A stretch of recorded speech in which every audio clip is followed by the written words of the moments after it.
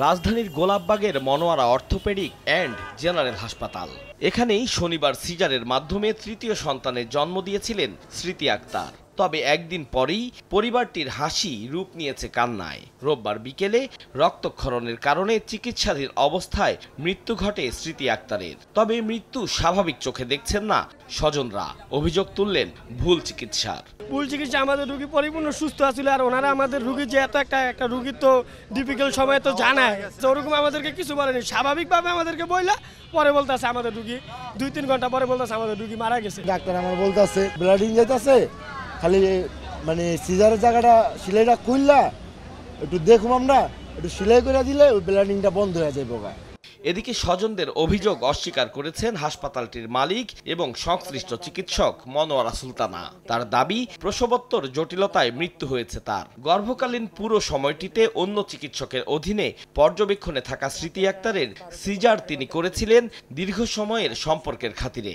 এই মেয়েটার আগের বাচ্চা আমার এখানেই হয়েছে, আর ওর মাও গত প্রায় 25-30 বছর যাবতই আমার রোগী। ওদের পুরো ফ্যামিলির অনেক বাচ্চা আমার হাতে হয়েছে। এই প্রেগনেন্সিতে থ্রু আউট প্রেগনেন্সি আমাকে কোনো চেক আপ করায়নি। গতকাল আসছে, বাচ্চা নড়াচড়া কমে গেছে, পেটে ব্যথা হচ্ছে। আগের 2টা সিজার, এটা 3rd সিজার। রাতে আমরা 12টার পরে 12:30টার দিকে উঠি করছে, আর আজকে সকাল পর্যন্ত ভালো, কোনো ব্লিডিং হয়নি, ওষুধপত্র সব দেওয়া ছিল। এরপরে 11টার দিকে একবার হঠাৎ কিছু ব্লিডিং হয়েছে, হওয়ার পরে ব্লিডিংয়ের যে মেজারমেন্ট নেওয়া দরকার সব নেওয়া হয়েছে। আর 1টা থেকে 4টার মধ্যে আবার একবার ব্লিডিং হয়েছে। রোগীর হাজব্যান্ড আসার পরে তাকে সব জানাইছি। এক্সপ্লোর যদি না করি, ভিতরে যদি না দেখি কেন ব্লিডিং হচ্ছে, এটা বন্ধ না করতে পারি, তাহলে রোগী মরে যাবে ব্লিডিং হতে হতে।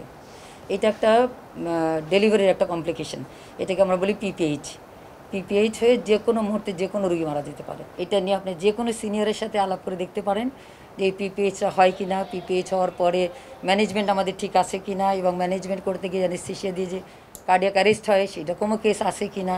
এর আগে স্মৃতি আক্তারের মৃত্যুর খবরে হাসপাতালটিতে ভাঙচুর চালায় স্বজনরা। যাত্রাবাড়ি থানা পুলিশ এসে পরিস্থিতি সামাল দেয়। ওটিতে নেওয়ার পরে ওনাকে অ্যানেস্থেসিয়া দেওয়া হয়, অ্যানেস্থেসিয়া দেওয়ার পরে নাকি ওনার কার্ডিয়াক অ্যারেস্ট হয়, এতে ওনার মৃত্যু হয়। এই সংক্রান্ত শুনে যখন মারা যায়, ওনার আত্মীয় স্বজন উত্তেজিত হয়, হাসপাতালে একটু শোরগোল হয়। এই সংবাদ পেয়ে আমরা আসি। স্বজনরা জানিয়েছেন, ময়নাতদন্তের পর এ বিষয়ে আইনগত ব্যবস্থা নেবেন তারা। আতাউর কাউসার, সময় সংবাদ, ঢাকা।